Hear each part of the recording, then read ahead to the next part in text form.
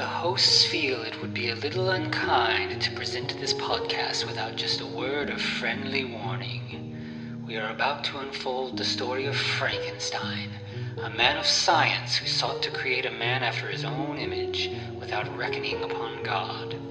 It is one of the strangest tales ever told. It deals with the two great mysteries of creation, life and death. I think it will thrill you. It may shock you. It might even horrify you. So if any of you feel that you do not care to subject your nerves to such a strain, now's your chance to. Well, we've warned you.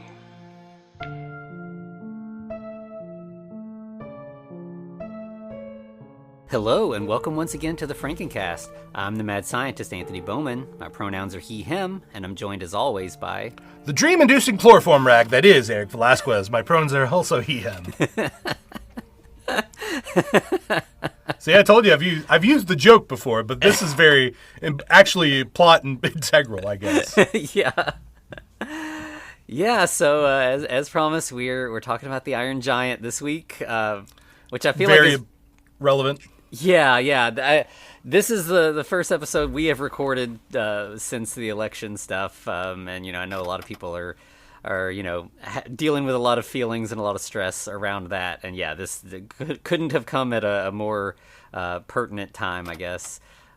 This is one we've been wanting to talk about for a long time, so yeah, it just kind of like coincidentally fell this way, but I'm glad we're finally getting to talk about it.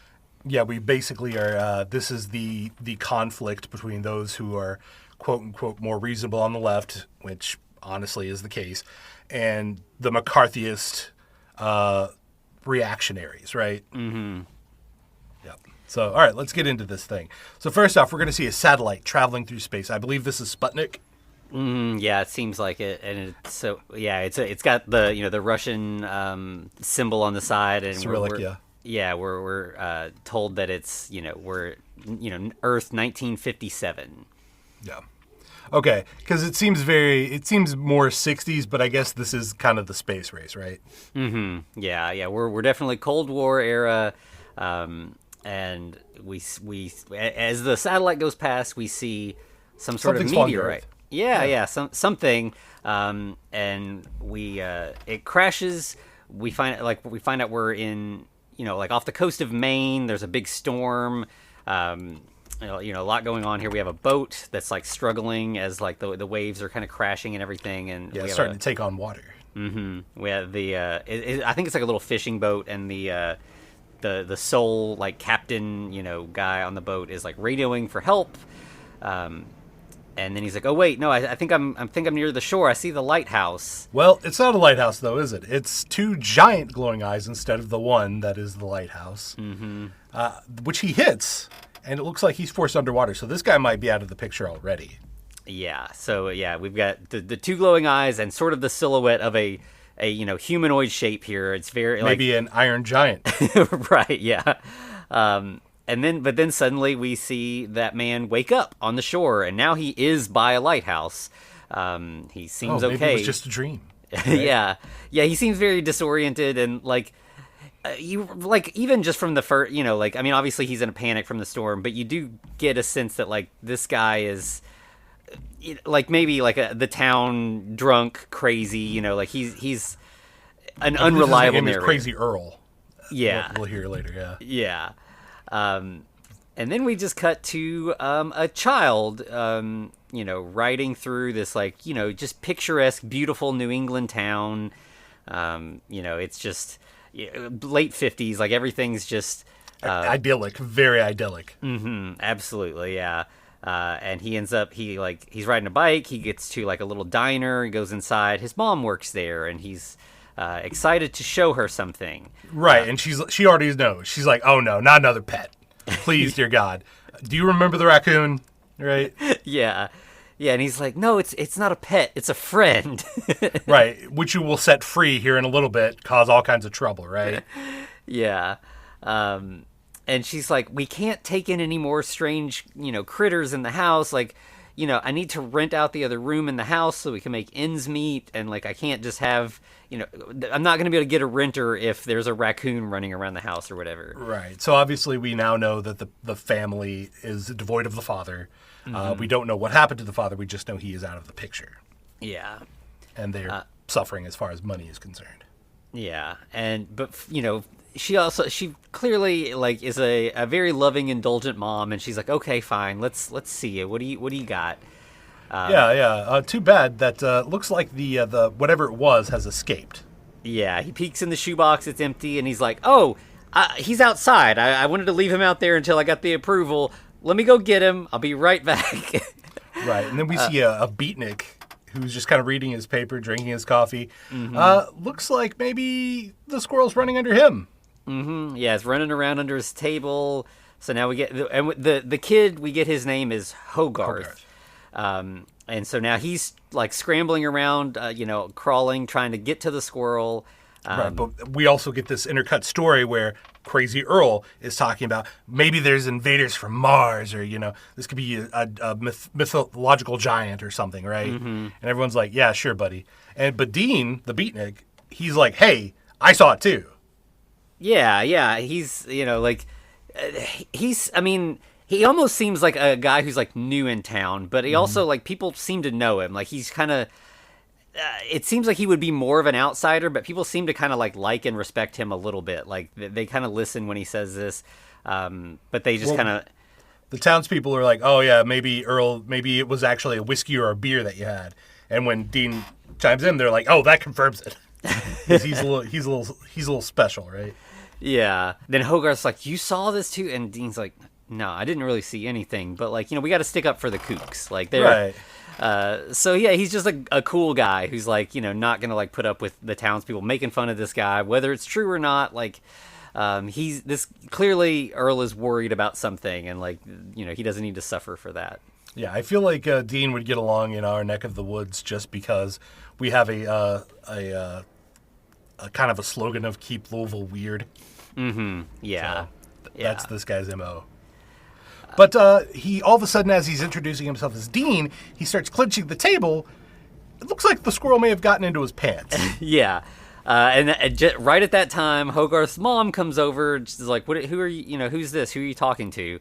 And Dean ends up like standing up and trying to introduce himself, but he's like doing like a weird like jerky dance, and he's like, clearly the squirrel is in his pants, and he's like, 1 second, and he turns around and he's like, "I'm sorry, everyone, that I have to do this." Yeah. And he lets the squirrel out of his pants. He's got his back to the camera. But suddenly a squirrel erupts out of his pants, starts. That's a euphemism. Right. Just like goes crazy throughout the diners, knocking shit over everywhere. Right. Calls for his check, and obviously mom's like, "Hogarth!" Yeah. And then we just cut to later. Hogarth is home alone, and this is very like, latchkey kid thing. Clearly his mom is having to work a lot to kind of make ends meet. The kids at the time definitely identified with this pretty hard. Yeah. I was definitely home alone a lot growing up. So Hogarth gets a call from his mom, who is going to have to work late tonight and pick up an extra shift. But she's like, "We have chicken in the fridge. Don't watch scary movies and go to bed on time. Don't go to bed late like you normally do." Yeah. Well, what does Hogarth do? Yeah, it immediately cuts from that to Hogarth sitting in front of the TV at night, watching some sort of like sci-fi horror movie, eating Twinkies where he's spraying extra whipped cream on them as if they don't already have enough in them. Right. The kid wants the diabetes. He's working for it. Right. Yeah. But it also looks like he's watching it's like Superman, or an actor who could play Superman is trying to get humans to read minds, but of course he has a brain in a jar that he drops and it slithers off. So, oh no, we know antics will happen soon, right? Yeah. But then suddenly the TV starts like flickering and then just goes out. He has to go up and deal with the antenna. This is something that's probably maybe completely foreign to some people listening, but we used to gladly so. Fuck that noise. Yeah, it's such a pain. Like, okay, so funny, I don't know, you can cut this if you want to, but we're going to do an aside, because there was a point, my grandfather was a little bit of a mad scientist himself, right? He was a tinkerer, He was those kind. He had his ham radio. He literally, like, jury-rigged a solar panel battery into the back of our shed on the back of the house. But we had an antenna that you literally had a bar that you could like push and point it in the correct area of the signal. Nice. Yeah. Yep. So that explains my... going up and like attaching, extra, like put balls of tinfoil or like pie plates and shit. Like it was, what a weird time. Right. Or even if you had the rabbit ears, you literally had to bend them into a certain shape to get them to work. Yeah. Bizarre. But yeah, so he gets up there, and on the roof, the antenna is gone, and also he looks out and sees like a trail of destruction, like trees and stuff knocked over, just like a straight line through the woods. And immediately he's like, the invaders from Mars, like, dun, dun, dun. Crazy Earl was right, something's going on. Right. So like a kid out of the 80s / mid to early 90s, he decides, I'm a child who will take care of this devastation, right? Mm-hmm. So he gets a BB gun, attaches a flashlight to it, and goes after the creature, whatever that might be. Yep. So God, he it's makes surprising his way more of us didn't die back then. Yeah, right. So eventually he makes his way through the woods and gets to... he sees like flickering lights ahead, and then when he gets there, it's like a power station. Just one of like the small ones, with like a chain link fence around it and everything. Mm-hmm. And so he's like, okay, I guess that was it. But then suddenly the Iron Giant stomps out of the forest and just starts ripping chunks off of the power station and just eating them. Right, and starts like tearing into the actual electricity part. It basically gets juiced up, but that power knocks it back into the wires and it gets tangled up like a wild animal. Mm-hmm. Yeah. Back at the house, Hogarth's mom has gotten home and doesn't find him there, and it's like, what's going on? This is strange. But she basically sees the remnants of everything she told him not to do and was like, Hogarth! Yeah. So, she's like about to, or she sees all that, and then suddenly the power goes out in the house, and she's like, oh no, what's going on? So she rushes out. Meanwhile, we see back at the power station, Hogarth feels bad that the robot is like trapped in this and getting electrocuted and everything. He sees like a big power switch and shuts it off so that a massive on-off switch. Mm-hmm. Yeah. I don't believe those things ever actually existed unless they were in somebody's home. Right. Yeah. But so that stops electrocuting the giant, and he's able to like get he's just unconscious. He falls down. He gets knocked out.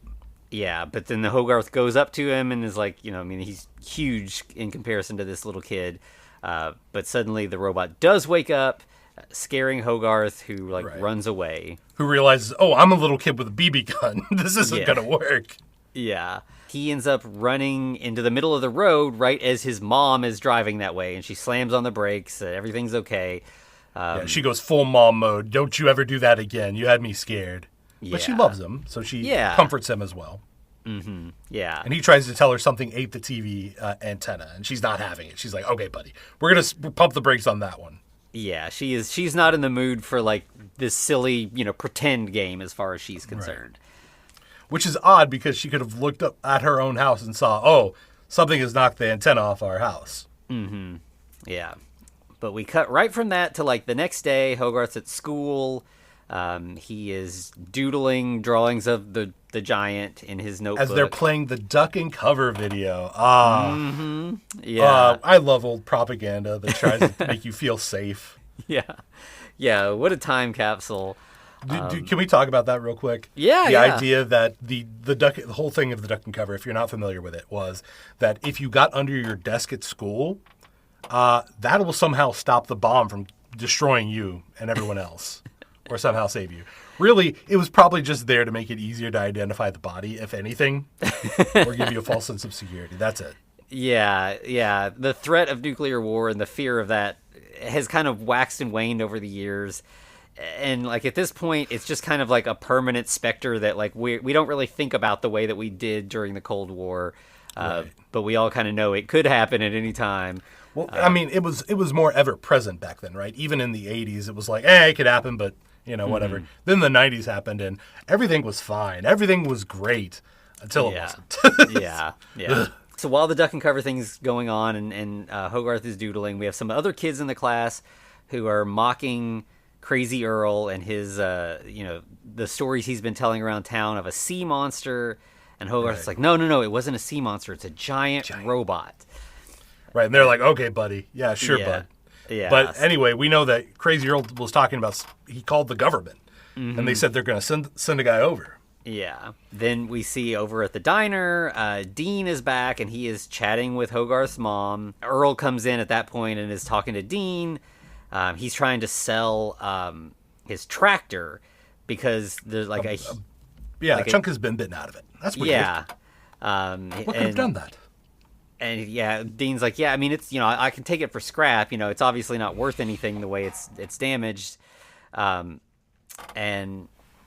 or here Earl does also, make it clear that he did call the government and that they said they are going to come. And Dean's like, okay, sure. I'm not sure I believe this, but okay. Earl's like, it'll be fine for you and me because, us weirdos got to stick together, right? Right. Yeah. Sure. Why not?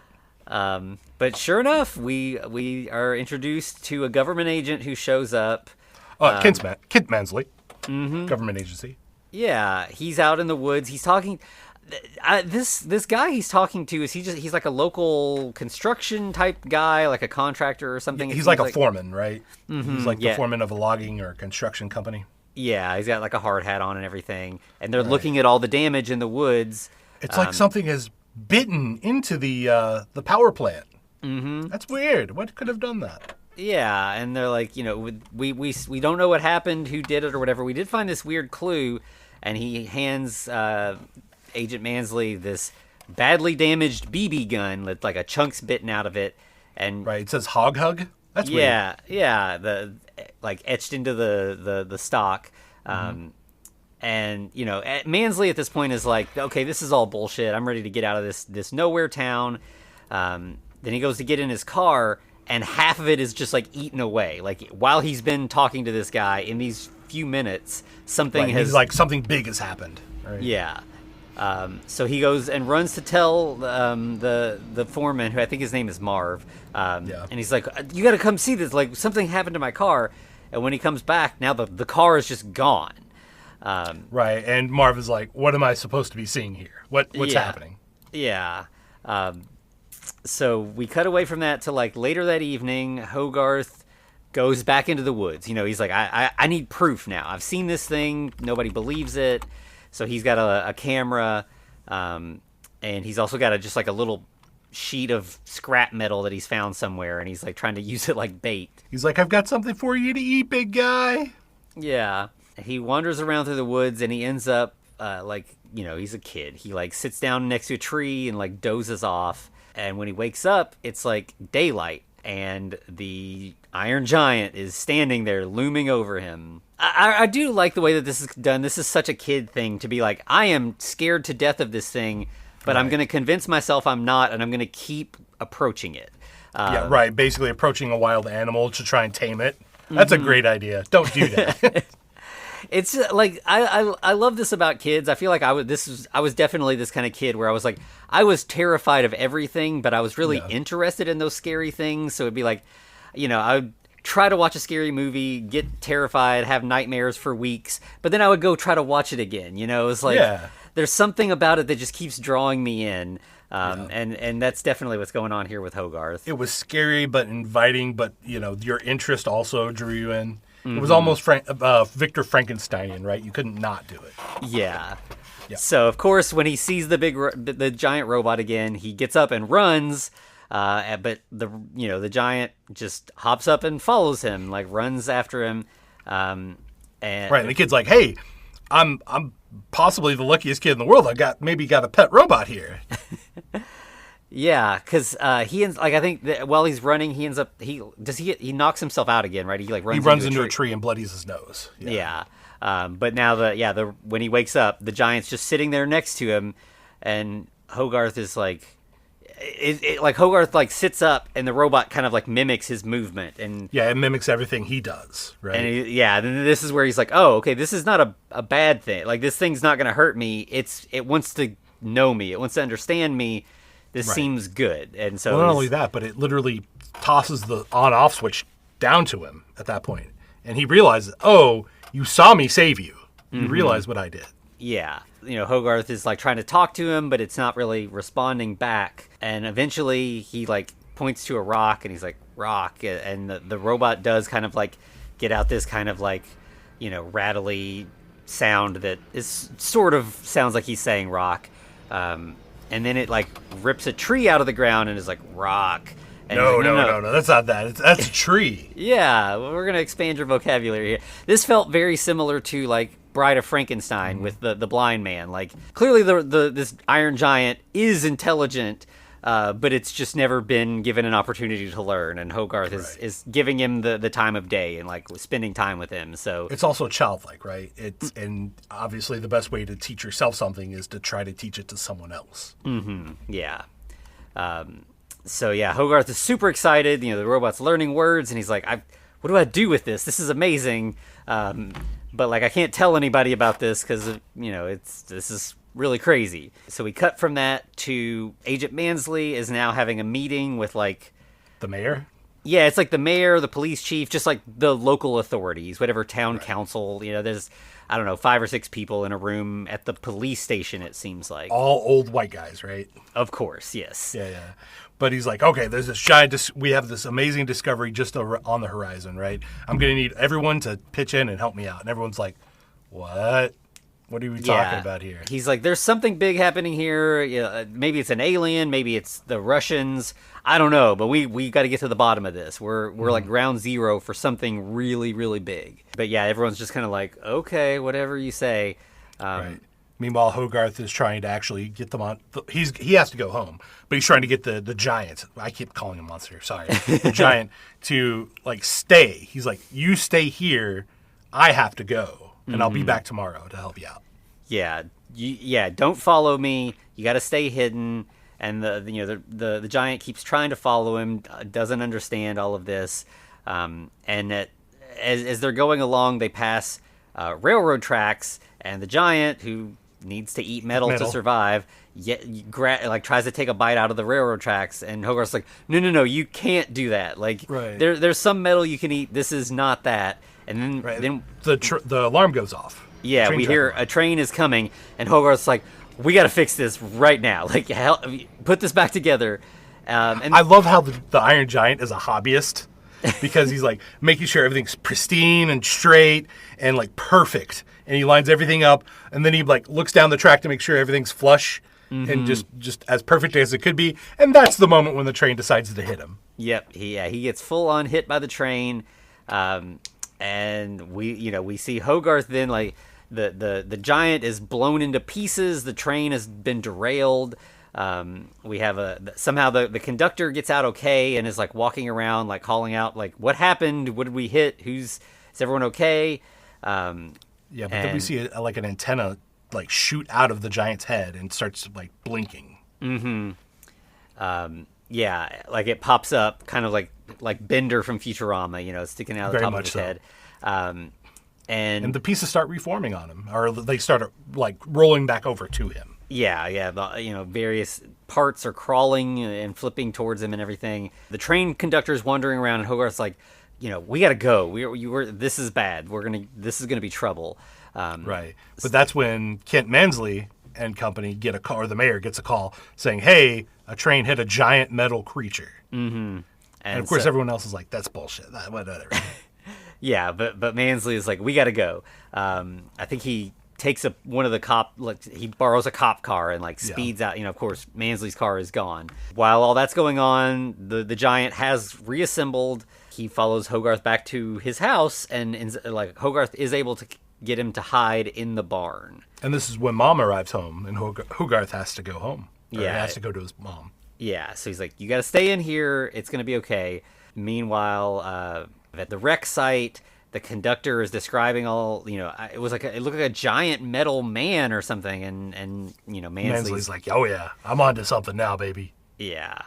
I gotta call this in to the higher ups. Right. Where's the nearest place I can make a call? Oh yeah, it's down the Hughes home. Mm-hmm. Just down the road. Yeah. So we see Hogarth and his mom sitting down for dinner. Say grace, please, honey. right? The comedy of this scene is so good. At first, Hogarth is starting just like a regular prayer, but then he looks up and sees the giant's hand is crawling around the kitchen like a little robot dog almost.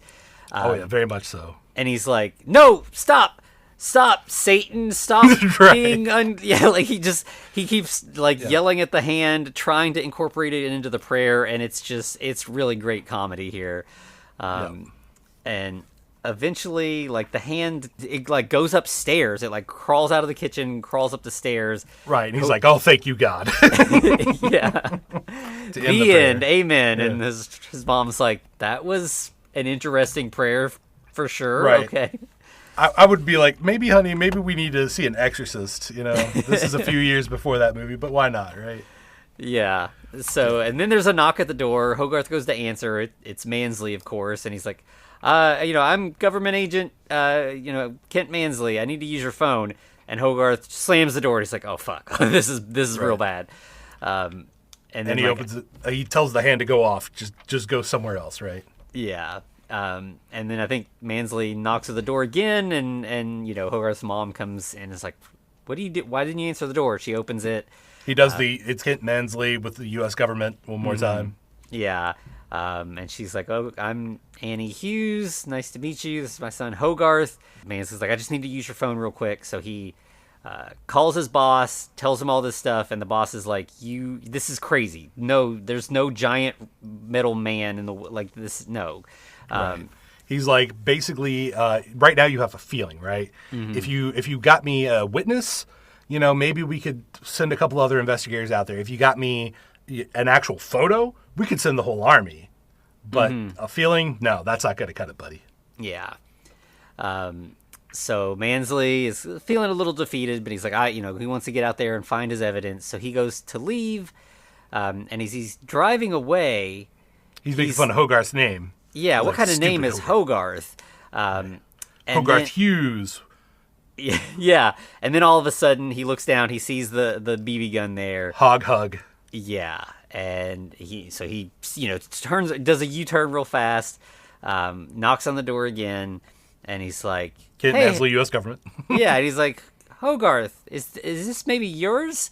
And Hogarth's like, "Oh yeah. I guess I left it in the woods." And he's like, "Did you see anything unusual out there while you were there?"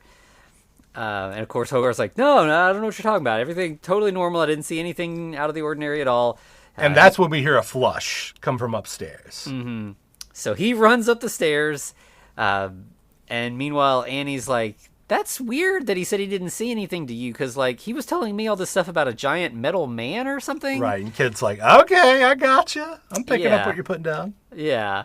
Meanwhile, upstairs, Hogarth sees that it gets to the bathroom where the hand is, and it's just messing with stuff in the bathroom. Right, and he's playing with the toilet paper and everything. Yeah, I mean, it's like a puppy, and he's like, "You got to get out of here." So he's like shoving it out the bathroom window. The moment he gets it out, his mom comes busting in. Yeah, there's a great moment where they're like standing outside the door, and you just hear, you hear Hogarth making all these like grunting, straining sounds as he's like trying to shove this hand out the door or out the window. There, brother. And so she eventually, like, as you said, she bursts into the bathroom, and Hogarth is sitting on the toilet with his pants around his ankles, like, "Mom, privacy, please!" Like he nails it in terms of like landing the timing just right. Yeah. And Mansley's like, "Okay," he decides to leave, but he's very suspicious. He knows something's up. I'll see you soon, Hogarth. I'll see you real soon. Mm-hmm. Hogarth, after everything has settled down, he goes back out to the barn to talk to the giant, and he's like, "You have got to be careful. Like this, things are dangerous now. There's a guy looking for you. There's problems that we need to avoid." Right. But in the meantime, let me tell you a bedtime story, right? Mm-hmm. So we've got Mad Magazine, that's pretty funny. We've got The Spirit, which was an interesting comic. Mm-hmm. But then we've got Superman. Yep. Action Comics #1.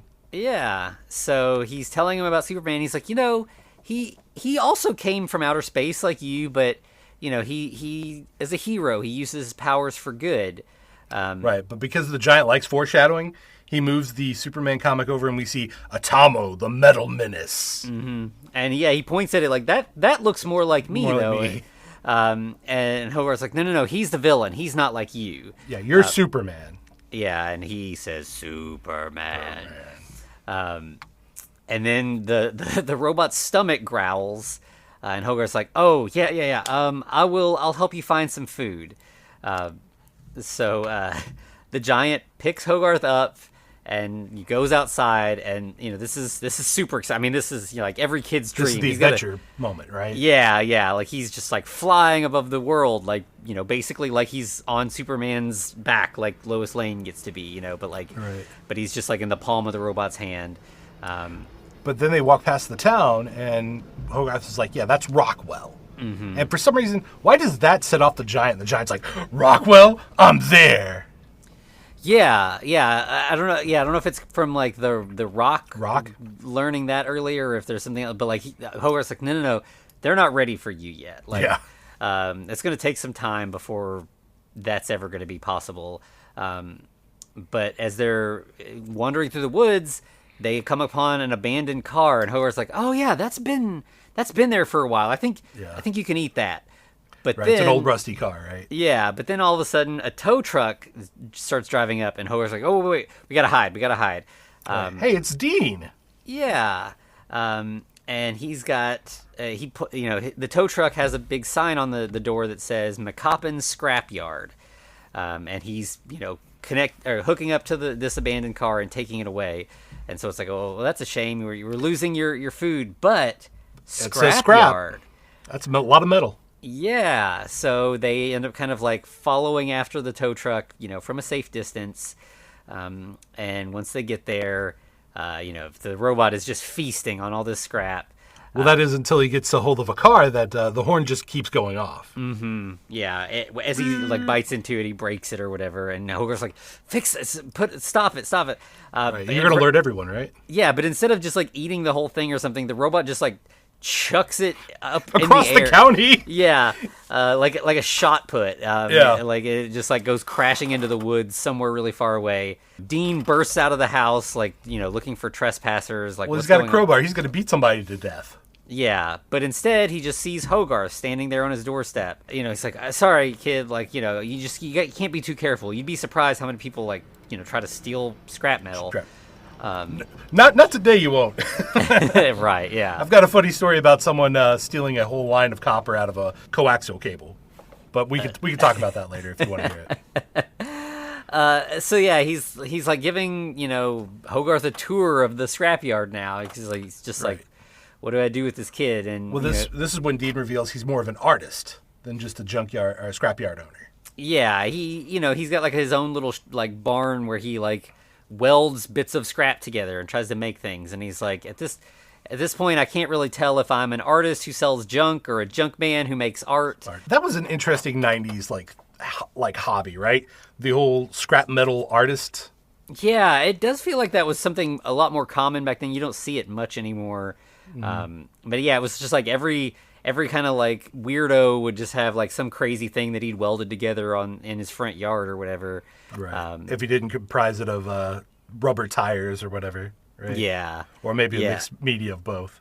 Yeah. Now it's a lot less common. There are still people who do this kind of thing, but it tends to be people who are more serious about this being like their like the St. James Art Fair is like a big thing around here. It just happened a month or so ago, and there were a couple people doing that, but they these were like huge elaborate pieces that they were selling for thousands of dollars and stuff. Yeah, the whole metal sculpture is definitely more serious than it used to be. Mm-hmm. Yeah. But Dean ends up inviting Hogarth into his house, and they're just kind of chatting, and he's like, "Do you want some milk or milk?" Not coffee, but milk. Yeah, and Hogarth's like, no, I can totally have coffee. My mom lets me have coffee. It's great. And Dean's like, "Are you sure? This is espresso. This is the hard stuff." Yeah, this is more than just regular coffee. And Hogarth's like, "I can handle it." And then we just immediately smash cut to Hogarth talking super fast, just super like going stream of conscious, right? Yeah, and he's like, so then my mom, I got moved up a grade, and now everybody's picking on me because I'm a little kid, but if I'd stayed behind, I would have been too ahead of everybody. You know, it's just like going on, but like we kind of get he's an like, idea. I'm overstimulated by everything, and Dean's like, yes, you are. You are very overstimulated. Yeah. But yeah, this really gives us a picture of Hogarth as a kid, and I really like this character. He's a very likable kind of.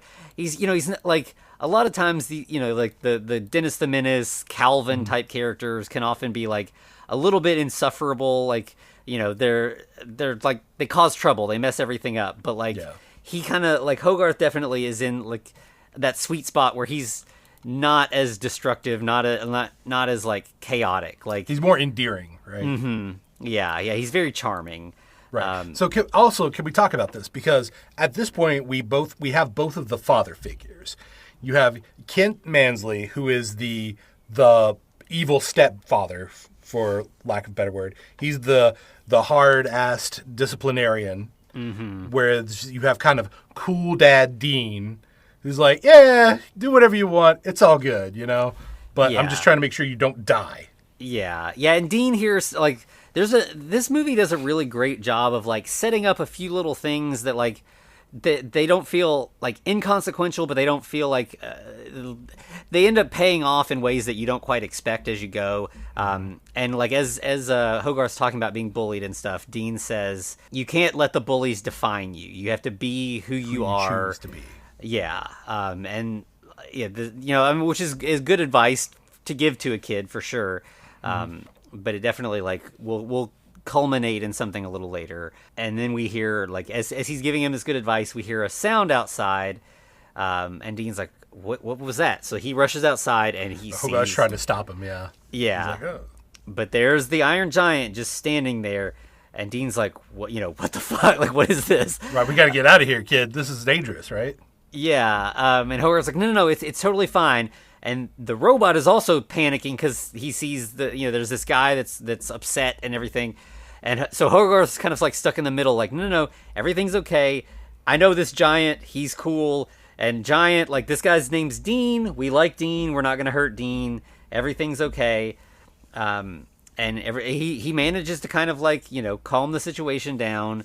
And we just see like a little later, he's like, so yeah, this Giant, I found him in the woods, but he's like a lost little kid. He just needs help. He needs food and shelter, and I've been trying to take care of him, but I'm just a kid. I don't know how to do this. You're an adult. You know this stuff, right? Yeah. And at first, Dean's like, no, I can't. No, I can't do it. And then it just says 37 minutes later. Well, Hogarth literally just says, hey, can he stay here? And Dean's like, nope, and just walks in the house without saying anything else. Yeah, and then 37 minutes later. Yeah, and Hogarth is still talking, and Dean's like, okay, fine. I can't. Okay, I can't believe I'm gonna let this. He says a Frankenbot, right? Yeah. I'm not gonna let a Frankenbot take over my scrapyard. So just for tonight, then we'll figure something else out in the morning. Right, and of course, as Hogarth is okay with that, he's like, yeah, great, awesome, we'll do that. Obviously, with the intention of we're gonna have him stay as long as we can. Yeah, like, this is definitely like the telling your mom like, we're just going to keep him until we find a new home for him. Like, and no intention of finding a home. Yeah, exactly. Right. But Hogarth's like, okay, dawn's breaking. I've got to go home and go to sleep. Giant, you could stay here. You're good. Mm-hmm. And Hogarth goes home and tries to fall into bed. And then Mom's like, oh, great, you woke up early. And he's like, yep, I'm just putting the bed back together. That's all I'm doing. Yeah. And she's like, well, I got some good news. I finally rented the room out. To who? To Agent Kent Mansley. No. Yeah, Hogarth is not having. So, even further emphasizing what you were just saying, placing Mansley as like the stepdad. Like now Hogarth has to deal with this guy in his house. And I feel like both the like late 50s and the 90s, when this came out in like early 90s, right? Or mid 90s. This is a very new problem in the 50s, but was a very more. Oh, I'm wrong. It was 99. 99. So, okay. Turn of the century. But this was definitely like a widespread problem in the 90s that people were talking about more and more. Divorce, and just like how that affects children and all that. So like, well, it was with the baby boomers were starting to get divorced all of a sudden, right? Or at least doing it more so. Yeah. Yeah, so definitely both in the time the movie is set and the time the movie is coming out, this is a big conversation. And yeah, so we've got Hogarth placed in this situation where now he's got a stepdad. And the phone rings, Hogarth answers it, and it's Dean, who's like, hey, it's morning. He's got to go. Yeah, we got to get this guy out of here. And meanwhile, Mansley is following Hogarth around the house, asking him questions. And Dean, Hogarth's like, what's going on? What was the giant in the woods? What's this, that, and the other? Yeah. Yeah. And Hogarth is just trying to dodge it all. And then Annie's like, hey, why don't you, Mansley's new in town. You got the day. Like, why don't you take him out? Show him the sights. And Hogarth's like, the sights? I can't do that. I've got other things. I got stuff to do. Meanwhile, we go back to the scrapyard where the giant is not only eating scrap, he's eating Dean's art. No, he's eating his metal tree. Yeah. Yeah, he's like, you can't eat the art. You can eat the trees. It's fine. Right, and then he tells the giant, take that out of your mouth. That's bad. And the giant does, and he starts like bending it. He's like, fix it. And the giant starts bending it back into position. He's like, that's pretty good, actually. Yeah, not bad at all. I might keep you around for that. Yeah. Meanwhile, Hogarth has been forced into having a father-son day with his new bad stepdad. Right. But he makes this is amazing. So good. This is genius.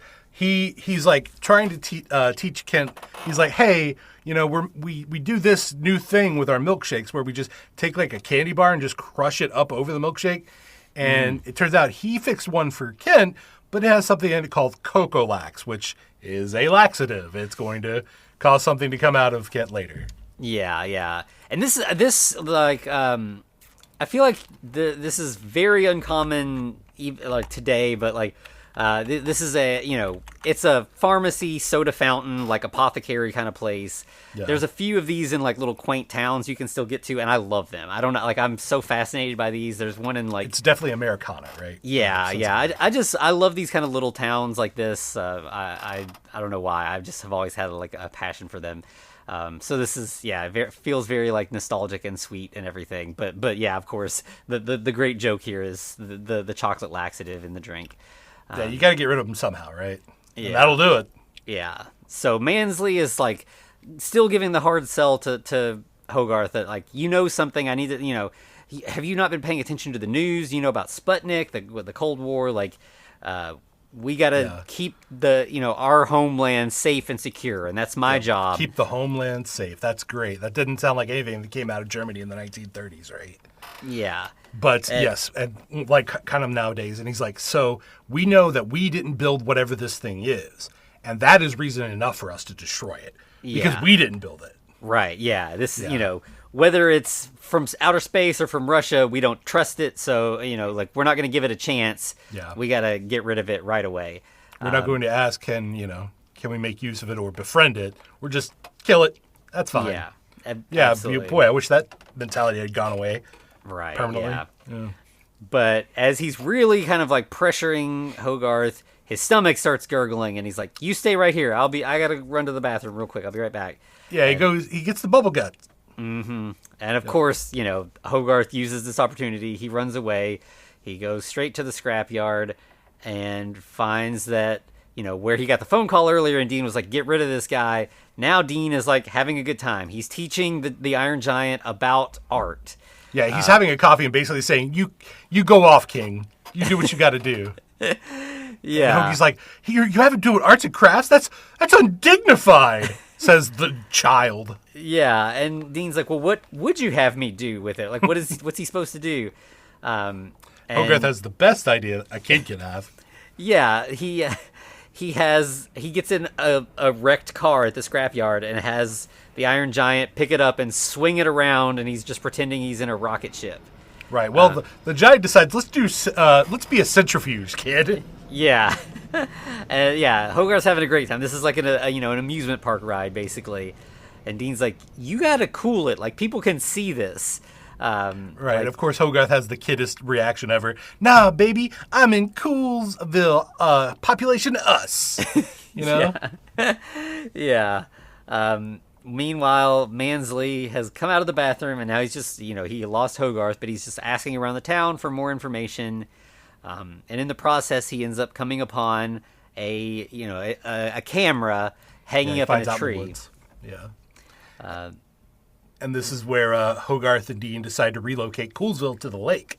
Mm-hmm. Yeah. So Dean is watching as, like Hogarth and is like wants to swim. And Dean's like, we got to tell somebody higher up about this. Like, yeah, this can't keep going forever. You can't. Yeah. There's no way we can keep it a secret for much longer. So we got to figure out the right people to talk to. Mm-hmm. Hogarth dives into the lake, and like it's one of the kids. This is such a kid thing. It's obvious he is like freezing his ass off. It's like super cold, but he's like, no, it's great. You should totally get in. Like while his teeth are chattering and everything. Right. He's like, and Dean's like, no, I'm not going to do that. I'm not stupid. Yeah. And the giant's like, nope, I'm out, and walks away. Yeah. Dean's not doing it, but the giant is like, all right, yeah, I'm gonna do a cannonball. Well, it makes him look like he's not, right? Like he's like, I'm not gonna be part of this foolishness. The giant walks off, but then he comes running out to do a cannonball. Yeah, and causes a monsoon that should have killed Dean. Yeah, it like floods the forest nearby. We see Dean has been like washed out. He's like sitting in a little lawn chair. He's been washed into the middle of the road. Hogarth is up in a tree back at the house. Mansley is in the bathroom developing the pictures. Right. He's created a darkroom in this bathroom. Mm-hmm. Like, does this man have like bulbs with him to do that? To like plug into the... Yeah, it requires, like all kinds of special chemicals and stuff, but somehow he's a completely dark room otherwise. Yeah. Somehow he's managed it, and of course he finds one, basically a selfie that Hogarth took with the Iron Giant looming in the background. Right. Obvious evidence. It's like, okay, this is everything I need to get the army out here, right? Yeah. Later, like Hogarth and the giant are wandering around in the woods. And they see a deer. Mm-hmm. Now, so this is something that I think is very interesting, and it was also a product of the 90s. Some people feel this way now. I would say the more rural people have never felt this way. But during this time, there was kind of an anti-hunter message, like hunter, because I think they had re-released Bambi in like 1990. Everyone's like, hunter bad, right? Mm-hmm. And it's like, they can be, sure, if they're poachers, but also there's an overpopulation of deer, and that's kind of like where the rural mindset's coming from. Yeah. It's like, there's so many of them that they're actually a problem for people who are trying to drive down the road. Yeah, absolutely, yeah. Yeah. And nowadays, it's not really a thing where people are like, don't shoot the deer. It's kind of like, we'll look the other way, right? Mm-hmm. Yeah. It's definitely, like you said, it's definitely a product of the Bambi era. Mm-hmm. And I mean, it's understand, like, the idea of killing animals is kind of upsetting to kids, especially. Yeah. Like, especially if you didn't grow up in a rural area where it's common. Yeah. But so, yeah, of course, they see the deer, they hear a gunshot, they go down, and they end up... they see scaring off two hunters. Yeah, the hunters run away. We see the deer there dead. Hogarth and the giant are upset about it, and Hogarth tries to explain all of this to this giant. The concept of death, and that they used a gun. And when he says the word gun, the giant's eyes turn red, and he's like, "Gun!" And he knows what a gun is for sure. Yeah, and Hogarth's like, "Yeah, guns kill." But killing is bad, but dying like the deer did, that's normal. Yeah, it's not bad to die. Everything dies, but it is bad to kill. And the giant's like, I die? Right, it has an existential crisis. Yeah. I mean, this was kids deal with this. Like learning about death is challenging. Like I don't think the idea of death sets in until you're about probably 30.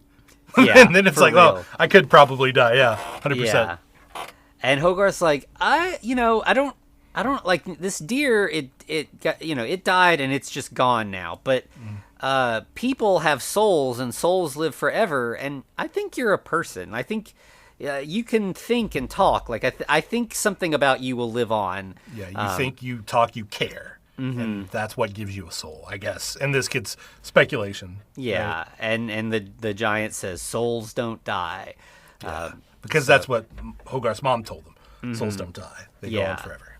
Yeah. So this feels very. He's saying these he's learning these really big concepts with simple, basic words, which again feels very much like when the blind man is teaching the Frankenstein monster. But it's also what you do to kids to kind of get them to idea, right? Like, say a family member has passed away. You're like, well, they're not going to be here anymore. They're not going to be able to talk to us, but part of them are still here. Yeah.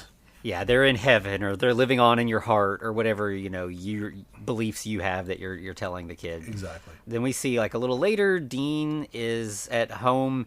He's asleep in front of the Jack Parr show. Now, this was a real show, right? Where they, real show back in the 50s and 60s. Mm-hmm. Yes. This was kind of the beginning of, crackpot theories on TV and stuff like that, if I remember correctly. Yeah. Yeah, it was kind of like a talk show. It was similar Johnny Carson. Yes, exactly. I think Jack Parr was the one. I think Johnny Carson took over from Jack Parr. But the formula, now the late night TV formula is pretty much set in stone. Every show is basically the same. You've got a comedian host interviewing celebrities or whatever. But it was a little more in flux back then. They would have regular people. They would have So the version of this that we watched. For this is like the director's cut, and I think that this dream sequence here was not in the original. But it adds so much more. It adds so much more context. It's a really good scene to have been added. So as Dean is sleeping, we see outside Dean's asleep in front of the TV. The giant has fallen asleep outside, and we find out the purpose, where he came from, we find out that the robot can dream, right? The giant has a dream about the deer and that it was a war machine. Mm-hmm. Yeah, we see armies of robots just like him. All these giant war machines, as you said, and then it seems like the dream is almost transmitted to Dean a little bit. He gets a flash of it. It's translated to his television. Because he sees it on TV. Yeah, he wakes up from what his own dream and then sees this on the TV. Right, and then he's like, "Oh no, I recognize that stuff." Yeah, so he's a little confused. He's like, "Yeah, this seems bad." Back at Hogarth's house, he gets home late. He goes to visit the giant in the barn, but the giant's not there. He goes into his barn, and the giant's not there because he's out at at Dean. But someone's there. Someone's there. Kent Mansley is. Mansley's there, and he locks the door, and he's like... He puts an interrogation light up in front of the kid. Mm-hmm. He's like, so your mom called a little bit ago. She's got to work late again, so it's just us guys tonight, and I want answers. Right, and Hogarth's like, you can't do this to me. I'm an American citizen. And, of course, Mansley's like, I'm the government, baby. I can do whatever I want as long as I believe it is in the interest of the people. Mm-hmm. And he shows Hogarth the photo. And Hogarth's like, that doesn't prove anything. It could be doctored. Who knows? And he's like, it proves it enough that I can get the whole army here with one phone call. Yeah, and if you don't work with me, I may not be able to do anything real bad to you, but your mom's a single woman. This is the late 50s, early 60s. Mm-hmm. She might not be able to provide enough for you. Mm-hmm. So you might have to go somewhere else. Yeah. For your own safety. Yeah, that very much scares her. This is that's cool. a shitty thing to do. Yeah, but it's happened before. Oh, absolutely, yeah. So Hogarth finally breaks down. This kid has done a great job of protecting the giant from this sort of corrupt government force. But at the end of the day, he is a kid and he's got to protect himself and his mom. Yeah, he tells Kent what he wants to hear. Yeah, he's there. There is a giant metal man. And he is at McCoppin's scrapyard. Right. And Kent's like, you know what, man? It's fine. I appreciate what you've done, but just realize this is all just a dream due to my dream-inducing chloroform rag. And then hits him with it. Yep. So a little later, Hogarth wakes up and he hears Mansley on the phone with his superior. Mansley hangs up and is like, all right, the army arrives in the morning. So in the meantime, don't get cute. I'm going to be watching you. Mm-hmm. And Hogarth's like, all right, I'll be watching you too. And we get this great sort of standoff where Hogarth gets in bed, and he's just, like, sitting there, like, he's not going to fall asleep. And Mansley is across the hall with the doors are both open. He's just sitting in a chair watching Hogarth. Hogarth does try to get out, but the window has been nailed shut by Mansley. Yeah. So he's kind of smug about that. He's like, I knew you were going to try that. Come on. Yeah. So then Hogarth seems to, like, kind of doze off, and Mansley's like, aha, yep, I knew I would win. Won. I'm so much, I'm the grown up. Of course, the kid was going to fall asleep first. Yeah. But then he eventually dozes off as well. And when he wakes up in the morning, or I think he, like, wakes up sometime in the middle of the night, and he sees Hogarth asleep in bed. No, it's in the morning. He wakes up in the morning, and he sees what he believes to be Hogarth, and he sees Hogarth's helmet in the bed. And he's like, all right, I still watch that kid. It's good. He was sleeping the whole night. But then Hogarth comes walking down the hall, and he's like, morning, Kent, or morning, Mr. Mansley. Right. That's a great fuck you. It's like, you thought you won, baby. Yeah. And then, of course, Kit's like, oh, shit. He was up before me. Yeah. But then Annie comes in, and she's like, for some reason, the army is in the front yard. You know anything about that? And then we cut straight to the scrapyard, where Dean walks outside. He's got, like, a cup of coffee, and he's like, okay. He kind of expected this, right? He was like, all right, whatever. Yeah. So we've got, the entire army swarming into the scrapyard. We've got Mansley, Hogarth, and Annie in one of the transports. And Mansley jumps out and is like, where's the middle man? I want to see the middle man. Right. We have the confrontation between the two dads, right? The two ideologies of the dad. And I love how Dean just does this. He's like, all right, man, I'll show you where he is. Yeah. He's right around back. We're going to go see him together. Yeah, he's like, if you just that's all you had to say. I don't know why you came with the whole army. I thought I was under attack or something. You just want to see the middle man. Easy enough. Right. They go in. As he's opening it up, he's like, yeah, this rich dude came up to me and he, like, busted out his wallet and he was like, I'll pay you whatever you want for it. And I was like, who am I to argue with that money, Yeah, he wants it for the lobby of his office building. That's great. But, right. I just finished it, so I kind of, like, wanted to sit with it for a day or two before breathe, Yeah, but, so he doesn't have it yet. So if you want to make a counter offer, I'll take you up on it. Yeah. So he opens the shed, and the Iron Giant is sitting there, completely still. Like a statue or sculpture. Yep, with all the other sculptures all around him and everything. So the general's like, oh, fuck, man. Come on. You call us out here for a statue? Like, this is a work of art. That's all it is. Yeah, we wasted millions of dollars, bringing all the army out here. You're fired. Like, you have cost us too much at this point. You're a liability. Go home to DC. Go to DC. Clean out your office. You're done. Mm-hmm. Meanwhile, Annie is like, "Oh, okay. I've been so worried. I don't know what Hogarth's been talking about. This whole middle man thing. This makes a lot more sense. It's an art project. Okay, my kid's not losing it. I feel much better." Right, but of course she has to dig into Dean a little bit, and she's like, "Yeah, but it's really weird, man. Like, I appreciate everything you've done, but it looks like a lot of those extra pieces were just kind of slapped on. Maybe you could work on that a little bit." And he's like, "Thank you. I appreciate that, Annie. That's awesome." She's everybody's a critic, Yeah, all artists like hearing criticism. Yeah. Mm-hmm. Yeah. So then a little later, we've got Hogarth playing with the giant again. And he's having Hogarth wants to pretend to be Superman, so he's trying to get the giant to pretend to be Atomo. But the giant doesn't want to be Atomo. Yeah, he's like, no, I Superman. Right. Busts out this giant, like, what is it even a hubcap? It's like way too big to be a hubcap. It's just a circular piece of metal. Yeah, some kind of circular piece of metal that he like has an S on it, and he like puts a tire around it to kind of like make it look like it's a round version of the Superman logo. I guess basically. It is a hubcap, but it looked way too big. It does seem maybe off of disproportionate. A larger wheel. Maybe a tractor. Who knows? Yeah. Hogarth's like, okay, I'll play along. So he's like, okay, Superman, take this, and he pulls out a little toy like laser pistol. Right, but then the giant's eyes get red. Mm-hmm. And it focuses in on him like it's going to target him. Mm-hmm. And he fires like laser beams out of his eyes, but just coincidentally, Hogarth has stepped to the side because he's like, "Oh, my toy pistol's broken," and he's like just banging it, And Dean's like, "Oh shit, what happened? Did that really happen?" Yeah. And as soon as he like stop, even the giant like kind of like comes out of it, and he's like, "What happened? What did I do?"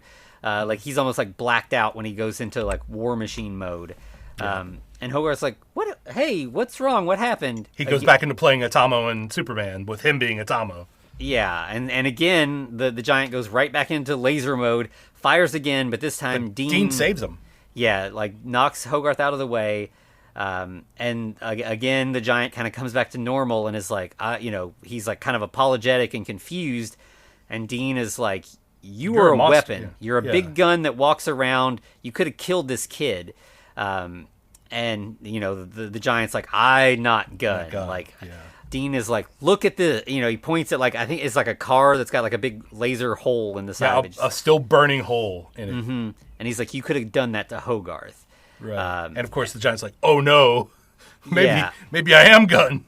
Yeah. Then this is kind of like, it's very much like the Maria moment, but it's been avoided, Right. But like, it's like the Frankenstein monster sees that he could have killed the kid and didn't, but he's still ashamed of what happened. He, runs off, and Hogarth's like, wait, Hogarth goes with him. Yeah, he's chasing after him, like, wait, it's okay, I'm fine. Right, as only a little kid would do, right? Because an adult like Dean would be like, no, you're dangerous, man. Mm-hmm. It's officially done.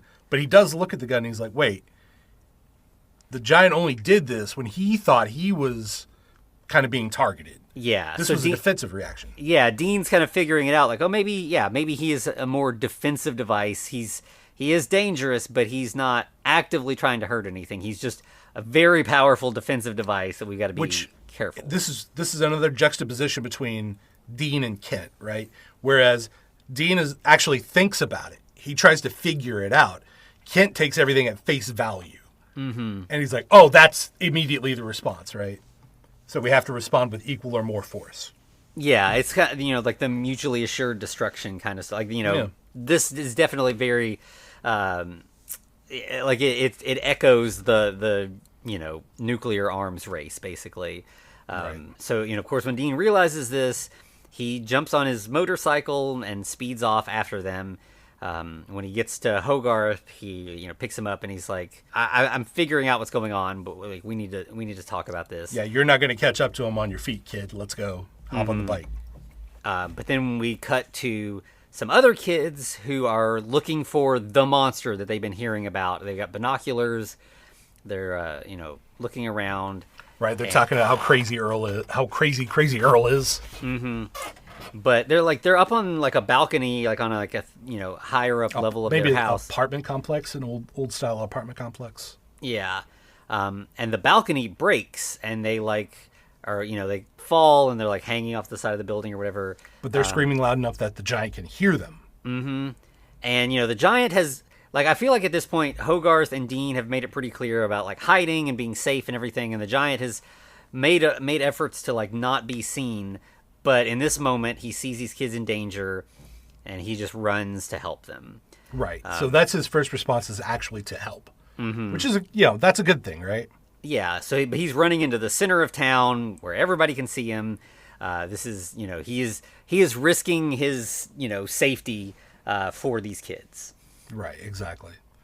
So he does actually save the kids, and we find out that the town's like, "Hey, this is awesome. We have a giant robot that is here to protect us." Yeah, that's great. And Dean and Hogarth pull into town at that point. Everybody's feeling good. Mansley sees Dean and Hogarth speed past on the motorcycle. Right, as he's leaving in disgrace. Mm-hmm.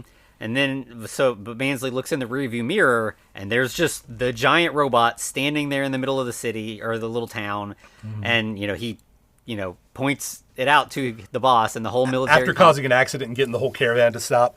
Yeah. And at that point, the commander is like, okay, yes, there really is something. There's right. No obviously, it's moving around, right? Mm-hmm. So, all right, we got to stop it now. Great. Yeah. But in the meantime, Hogarth is having a discussion with the giant. He's like, no, you're not a gun. Yeah. You did this to protect yourself. Yeah, yeah. And the giant this is obviously he wanted to prove, like, I'm not a danger. I want to help people. Right. And he picks up Hogarth. And the whole town is watching. Everybody's excited. Annie arrives. She's blown away that this giant metal man is not a sculpture. He's real. But then the military all arrives and shooting at the giant. Yeah. Ruining that beautiful moment. Shoot first, ask questions later. But the giant, obviously, like these little bullets they're firing, it's nothing. But but Hogarth, he's got Hogarth, so he just starts running with Hogarth in his hand. Now, this is another confrontation between Kent and Dean, in which Dean's like, dude, he's just defensive. If you shoot at him, he's going to shoot at you, and he's going to win. Yeah, and he has a kid with him. You're going to hurt a kid. Right. But Mansley's like, the giant killed a kid. Right. Like, he literally lies. Yeah, he tells Dean, I'll take care of this, and then goes straight to the commander and is like, that giant killed a kid. We gotta get on this right now. Proving he's more of a piece of shit, right? Mm-hmm, yeah. So they call the president on the phone, and he's like, okay, I guess scramble the fighter jets. We gotta put this thing down. Right. So as the giant's kind of running away, it literally pivots out of the way to avoid crashing into a school bus, and that sends him falling over the edge of a cliff. Yeah, and so he's got Hogarth, and he's falling, and suddenly he's flying. It turns out he has rocket boots. He can fly just like Superman, is what Hogarth tells him. Yeah. So now he's flying around, and we have jets appearing, the jets the president ordered. They're all firing at him. And you see, like, the giant is, like, really actively resisting his defensive programming. Right, because he's ready to target him. Like, he's already started targeting who he's going to blow up. Yeah, like, he could start knocking these things out of the sky, but he's fighting it as hard as he can, and the jets do end up, like, firing some missiles, and that is strong, much stronger than the army guys firing, rifles. Yeah, knocks him out of the sky. Mm-hmm. And then we see Annie back in town seeing the giant crashing to Earth, and she knows that that he has Hogarth. Yeah. So then we see Mansley. He's like, all right, yeah, we did it. Like, this is right. The general's like, secure the area. Let's see what we got going on here, right? Mm-hmm. So yeah, they're all speeding towards the crash site, where the giant has woken up and he sees Hogarth unconscious. He's dropped him he's like fell into like a snowbank. Right. But he thinks of the deer and he's like, oh no, I killed him. Mm-hmm. Yeah. And so the giant sort of like starts crying and, in his way, like, he's non-organic here, but he's, he thinks that he has allowed this kid that is the main thing he wants to protect. He's allowed him to be killed. Well, because the army has the best timing ever, that's exactly when they show up and just start laying into him with gunfire. Yeah. That's when that little dent that's been in his head this entire time, I don't think we really talked about it, but that's when it decides to pop out, and he goes into berserker mode. Mm-hmm. Yeah, he goes back fully into War Machine mode. And like before, when he was like, shooting at Hogarth or whatever, it was just laser eyes, the regular, Iron Giant. But now all of a sudden, this one goes in what's it called? War of the Worlds, almost reverse tripod. Mode. Like his body starts shifting and getting bigger and more armored and powerful. And I mean, he just starts just wrecking shit. Like he is just destroying all of the military equipment. Mm-hmm. But because the army only knows escalation, they then call in the battleships to start firing their guns at the giant. Mm-hmm. And Mansley's like, we need to bomb this robot. And we bring out the nuke. We got to nuke him. Yeah. And the general's like, dude, that's gonna nuke the town, dude. Mm-hmm. But Mansley's like, we just need to lure him outside of the town. We can get away, and then we nuke him. Meanwhile, Hogarth wakes up. Right. Well, Annie and Dean are like, oh God, this kid's dead. Oh gosh. And Hogarth just hops up. He's like, we gotta save the giant. Yeah. And Dean and Annie are like, no, you're hurt. We got to get you to the hospital. And so they are, drive off, but they get stopped by the military. And as soon as the car stops, Hogarth just jumps out and runs towards the giant. Well, Dean hops out and he's like, hey, we got an injured kid in here. And then he looks in there. Hogarth's not there, but he's running down the lane, right? Mm-hmm. Hogarth runs up to the giant, who is who's preparing to fire into a battleship. Like this is going to start an act of war. If there's one thing you do is you don't touch America's ships. Yeah. Yeah. And Hogarth is like, no, remember, it's bad to be a gun. And here we get the callback to the conversation Hogarth had early with Dean, where he says, you might have been made to be a gun, but you don't have to be one. You get to choose who you are. Right. And it works. The robot starts to calm down. He goes back into his regular body, and his eyes go away. Or they're not red anymore. He's calming down. Right. In the meantime, Dean and Kent are having another argument next to the general about firing off the nuke. They're like, that's stupid. Mm-hmm. That will kill everybody. Or at least Dean says that. Yeah. And Mansley's kind of like, well, maybe not us. We might be fine. Yeah, right? And Dean's like, no, look what just happened when the kid talked to him. We can de-escalate this. Everything can be okay. Right. And the general's like, you know what, Dean? You're right. You're so right. I'm going to get on this walkie-talkie here, and I'm going to call off that nuke I was getting ready to send out. And then Mansley grabs it and says, fire the nuke! Mm-hmm. Yeah. The commander's like, you idiot. They're targeting the giant who is standing right next to us. You just sent a nuke to kill us all. Right, and Mansley's like, no, we could just duck and cover. That works, right? And the general's like, oh, you sweet, stupid idiot. We just tell people that. Yeah, we're all dead. And Mansley's like, fuck that. And he goes to try to, he's just like, I don't care about any of you, but I'm going to save myself. So he goes running. Right, but the general's like, stop that guy. Yeah. You're going to sit here and die like a good little soldier like you just did to us. Yeah, we're all gonna die here together for our country. And meanwhile, Hogarth is like, Hogarth talks to the giant, and he's like, that missile that's coming, that's gonna kill all of us. The giant's like, no, I can fix this. And Hogarth's like, I don't. It's too much. It's too late. And he's like, no. And again, another payoff here. The giant says, you stay, I go, don't follow me. No follow. Yeah. So, their very first night that they knew, and then Hogarth says, I love you. Which this I have seen this movie so many times, and I have never not cried in this scene. It is so much. Right. If your eyes do not moisten, I do not believe you are a human being. You should definitely check to see if you have gears. Yeah. So the giant flies up to stop the nuke, and as he does, he hears Hogarth's voice again telling him, you are who you choose to be. And he chooses to be Superman. Yeah. The giant flies up, he intercepts the rocket. We have an orbital explosion. So it's outside of the effects, it's not going to rain down, nuclear ash on this town or whatever. Right. We're not going to see fallout or nuclear winter or anything like that. Mm-hmm. And so we see all the townsfolk are happy. They're celebrating. Everybody's saved. The military is packing up to go home. Whatever, the threat is gone, if there even was a threat to begin with. Right, and Mansley gets to go to prison or get shot in the back of the head whenever they leave. Yeah, for real. And Hogarth just looks, as everybody else is leaving, Hogarth looks up in the sky, and he sees one tiny little light, flickering up there where his friend died, saving the town. Yeah. And we cut to a few months later, right? Yeah, and we have Dean sitting in the park looking at a statue. He now has made the giant metal man statue. But the whole town has dedicated it to him. Mm-hmm. Yeah, and Annie comes up and is like, I think this is your best work. Hun. Yeah. She calls him honey. Yeah. So they're together.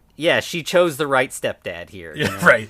And he's like, oh, so this is my best work, huh? Yeah, not all my other stuff that I've been doing. Yeah, because, a lot of his stuff is more conceptual, abstract things, and this is obviously a little departure from what he normally does.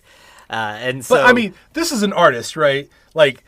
You're like, this thing, I poured my heart and soul into all these other things, and this one thing I make for mass production, that's what. Yeah. Yeah. And Annie realizes it, and she's like, oh, yeah, it's right up there with that, the shovel-handed thing. The bug thing, yeah, that one, I love that one, too. That one's great. Yeah. And he's just like, you're full of shit. Yeah. And Hogarth comes walking up, and Dean's like, hey, the general sent a gift for you. It was the only part of the giant we could recover. Yeah. Or they could recover. Yeah, and it's the antenna. So he gives that to Hogarth, and that night Hogarth's in bed holding the antenna, like, as a keepsake to his lost friend, and all of a sudden it starts flashing. Dun dun dun, and it actually like starts like rolling out of the box and out of the house. Yeah, and he's like, "I'll see you later, buddy." Yeah. Hogarth knows exactly what's going on, so he just lets it go. And then we see a little later on like a glacier in Iceland, a bunch of the giant's other parts start rolling and reconnecting. Yeah. And then we see his eyes light up and go to credits. And he smiles to let us know it's okay. Yeah. Which, I mean, I love that this movie is able to do this where like they really give us the heartbreaking moment of sacrifice and everything, but then we still get the happy ending at the very end as well. And in a lot of movies that won't work, right? Getting the sad with the sappy just doesn't fly. But I mean, this is a kids movie. Yeah. You're gonna have those swings. It's gonna be fine, and that's why it's a classic, honestly. Yeah, I mean, and the thing about this movie was made by Brad Bird, who most people know is like one of the main guys at Pixar. Yeah. He's behind, I think he's a producer on basically everything Pixar does, but he's directed. I don't know, like I think he did The Incredibles. He did, this movie is definitely like it's the blueprint for like everything Pixar has done. Like, right, telling these stories with like heartwarming stories of families, but with like sort of like magical realist elements, supernatural things. Like telling a small story with big elements. I think this is sort of like the proto Pixar movie in a way. But at the same time. Well, Annie is absolutely proto Pixar mom. Mm-hmm. She doesn't have all the curves, but she has enough. Right? Yeah, for sure. And as much as there's a lot of Pixar movies I love. I think I love this more than any of them. It's just the heart that it has is just so sweet. Like it's just such a beautiful movie. Yeah, it's before all that Disney money really corrupted everything, right? Yeah, absolutely.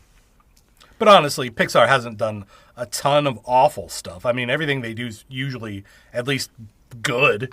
Yeah, so. Even their worst stuff, like the Cars movies, I'm not crazy about, but like they're fine. Like they're better than a lot of the other stuff that's out there for kids.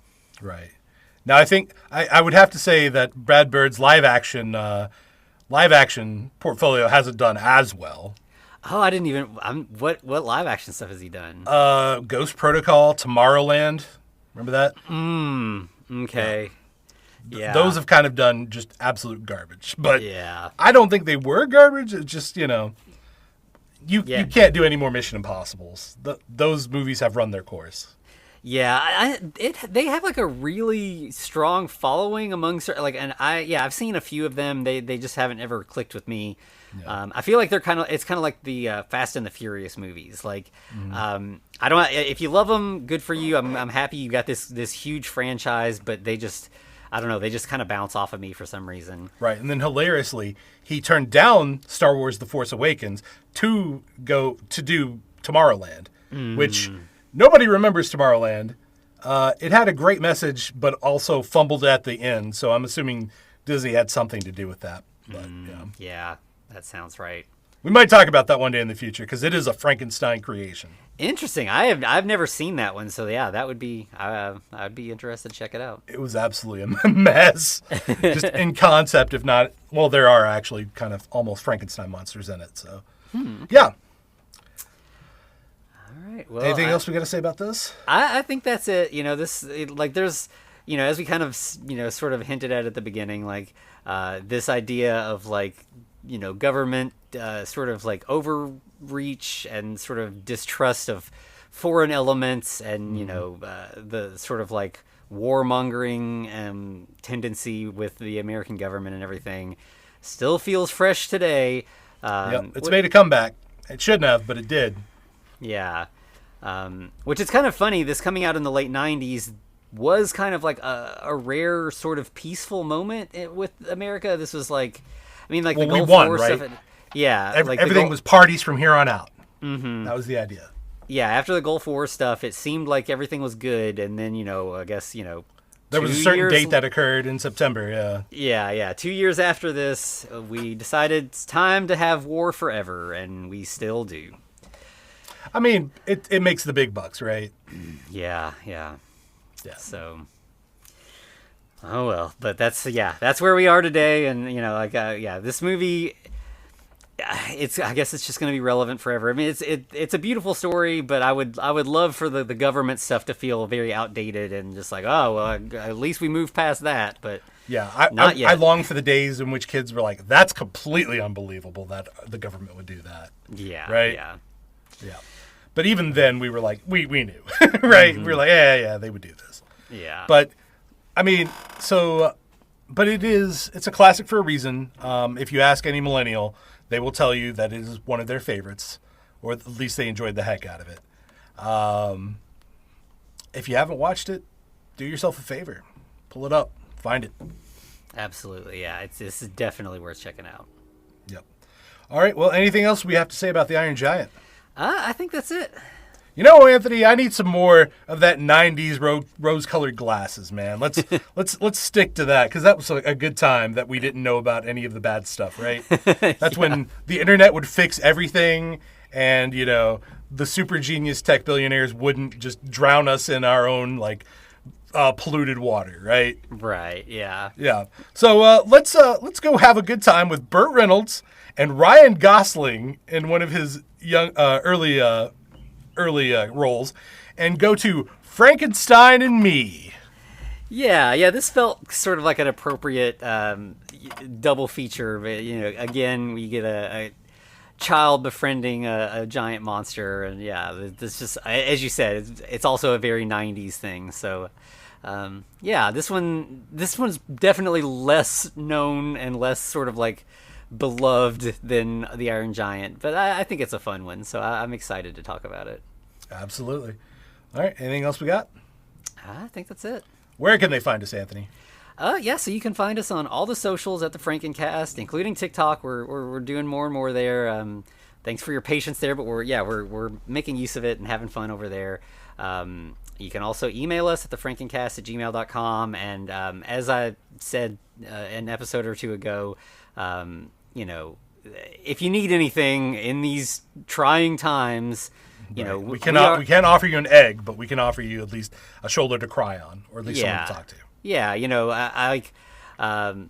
we're real people at the other end of your headphones, so don't hesitate. If you don't have anyone to talk to, reach out. We will talk to you. We would love to hear how you're feeling, and especially if you're part of a marginalized group.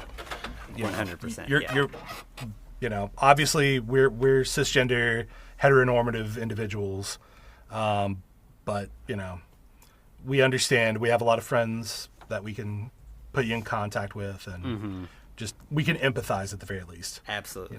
Yeah. Obviously, parasocial relationships aren't great, but we'll help any way we can. Absolutely, yeah. And also we have the patreon.com/thefrankencast, but if that's a monetary burden you're not capable of, obviously no pressure there, but it is there if you want to check it out. We'd love to have you. And there's all kinds of free trial things if you want to dip in and just hear a little bit of it, and then save your money. Also perfectly fine. Just have a little fun in these times, right? Absolutely, yeah. All right, anything else we got? I think that's it.